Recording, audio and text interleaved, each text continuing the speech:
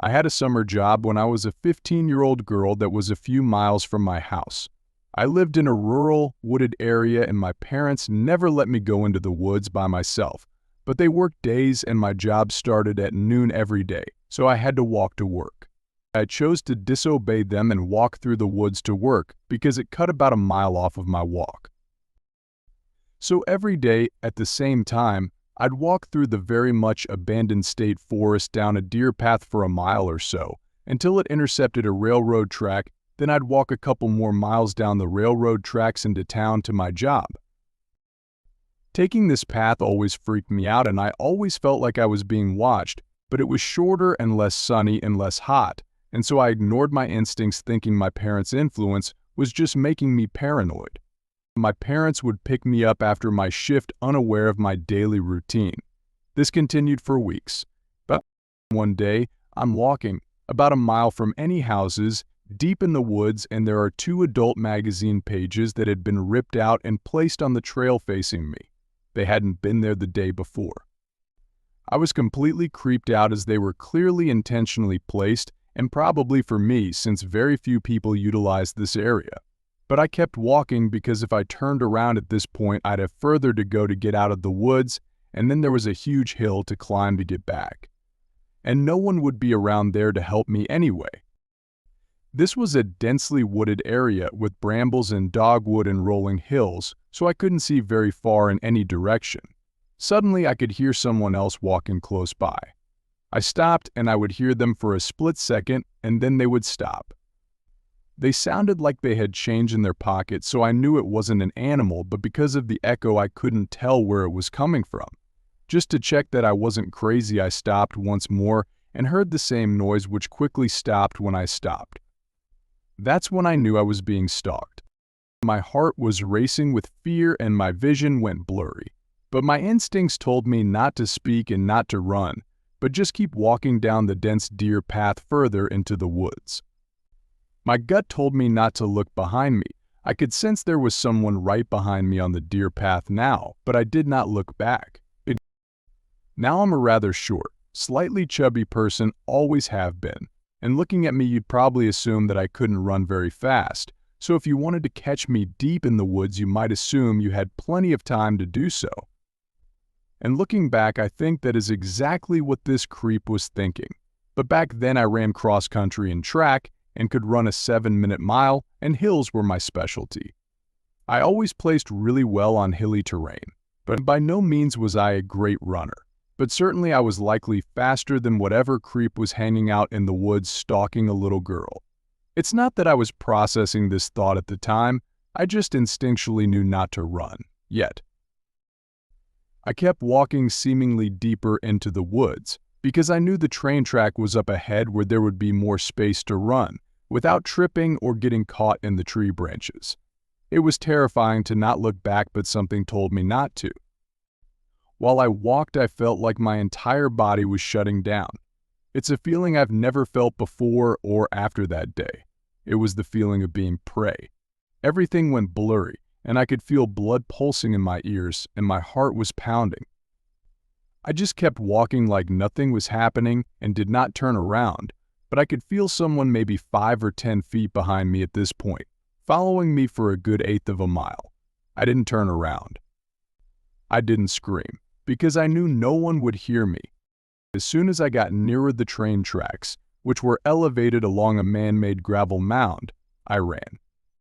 And then I ran on all fours up the hill, gripping onto weeds to pull myself up faster, and then I sprinted along the tracks as fast as my lungs and legs could carry me. I heard and saw branches snapping below me in the woods, but now I was out in the sun and the woods were dark so I couldn't see what was behind the branches.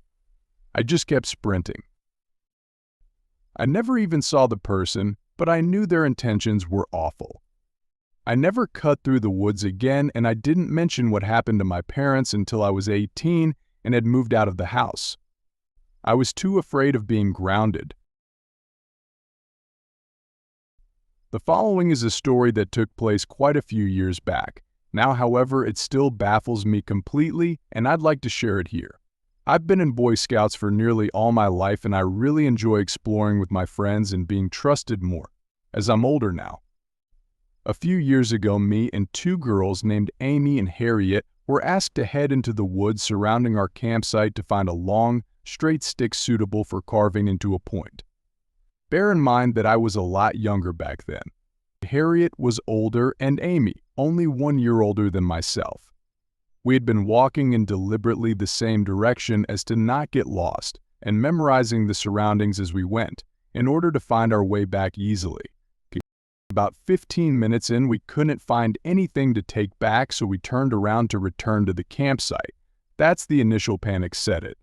The trees had almost unnaturally knitted themselves together in such a way that it seemed our path was non-existent in the first place, like it had just vanished. We looked around 360 degrees, and now everything looked exactly the same. Trees we could have sworn were different from one another appeared as all copies of the same tree. We kept walking in what we thought to be the correct direction, while shouting out for help, and eventually came to a concrete path, almost like a road, but very thin, separating the forest, splitting it into two. We didn't follow the road as it went in the wrong direction to our campsite. On the other side of the path was more forest, however nearby was an abandoned shack, likely used for storage or whatever else. We had no idea anything like this was out here in these woods, so we just kept walking. We eventually came to a road we didn't recognize. A woman wearing a pink and purple regatta outdoors coat walked past, and we frantically asked her for the direction of our campsite, as by now, according to our watches and Harriet's phone, we'd been walking for an hour and a half.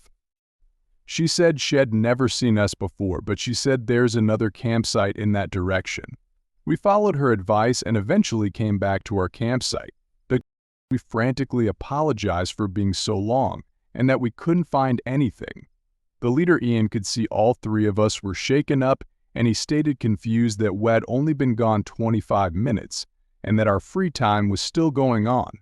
To this day, this baffles all three of us, as our free time was 40 minutes long, and our watches and phones had said we'd been gone for hours.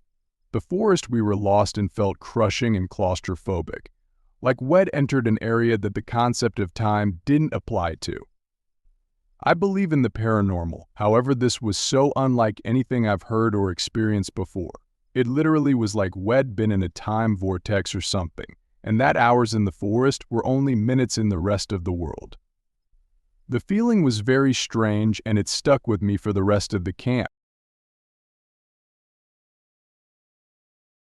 This is a relatively old story that my dad has told me a few times over the years, but with Halloween coming up, it's been on my mind again. I, myself, have never been able to witness the house, though the description I've been given by multiple men, 20-something years after seeing it, gave me a very vivid mental image. To begin, I would like to mention that my father is a highly religious man, a preacher's son, and does not believe in ghosts or anything paranormal in the slightest. Few things seems to spook him either, but he still swears up and down that he felt something unnatural that scared the life out of him, even just from mentioning the story to me on the rare occasion that he would bring it up. Back in the late 80s, he and a few friends would regularly hike over the Waterfall Creek bed behind our farm and would follow the trails up until they eventually met the frontage road off of the interstate. Well, one night they decided to take a different route to go around the backside of another farmer's land. Supposedly, after leaving the area and continuing into the woods, they managed to stumble upon what is described by all 5 men 20 years later as a Blair Witch look-alike house. It was a very, very old home, and my dad claims that just looking at it gave him this ominous feeling, but of course they had to go inside and check it out. Inside the house was a vintage, cottage-style home that was probably built in the late 40s or early 50s, and the group was instantly met with writing and symbols in strange, Latin-like languages, with a few English graffiti pieces that quoted a supposed satanic or pagan-worshipping ritual, with certain pieces describing how to sacrifice a human soul to some supposedly demonic deity. My father still claims to this day that certain symbols were painted on the walls in blood, while others were clearly spray paint, and I find it easier to believe because he also worked as a firefighter for years before this happened, and had a lot of experience with having to see human blood and dismembered bodies on the freeway after car accidents.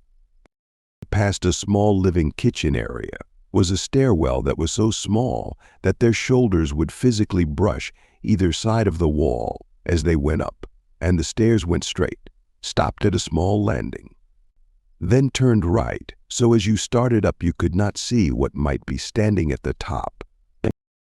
At the top of the stairs a door led to a large attic-styled bedroom where actual chain manacles and locks hung from one of the walls near a circular window at the end of the room, which was also completely covered in weird symbols, graffiti, and now more obvious and frightening, large dried puddles of blood that had seeped into the floors and walls.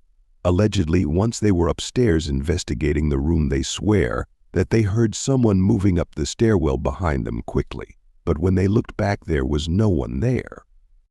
Everyone essentially told me that it sounded almost like heels clacking on wood, and now completely spooked, they rushed back down the stairs to see if someone was playing a prank on them and was hiding downstairs. Surprise, surprise, they found nothing and no new footprints in the dust and grime that differed from the ones they left on their way in. To keep things interesting, I met with each of the guys separately to ask them about what they remembered, expecting to maybe find a crack or something to prove that maybe they were exaggerating. But when I asked them, I got the same answer from each of them, with no hesitation. They got the same details right down to the minute that they entered the house and the minute they left. But here's where it gets really strange. They left the house and for some unknown reason decided to try walking back from a different route, using a compass to approach from the east instead of the south. They did this test more than 10 times that night, walking from every possible route or direction, yet they always came out at the front entrance of the house, even when the compass and common knowledge of the area showed that it was physically impossible to be at the south end of the house when they moved in a straight line from the north, east, or west. There probably is some scientific explanation for it, but I haven't found one yet. These guys knew those woods literally like the back of their hand and still do to this day. The final time that the guys came back and found themselves standing at the front door of the house, they begin to feel physically ill, verging on feverish, and finally decide that it's time to give up when one of them nearly faints. And as they turn to leave, the man who nearly fainted turns, looks up, and points at the circular window at the front of the house on the second story. Everyone looks and immediately sees a tall female figure, hunched over, standing in the window, watching them, though they see no features on her face other than 2 large, dark, colored eyes, and it sort of shuffled in place slightly before turning and walking away, as if it were heading to the stairs at the end of the room.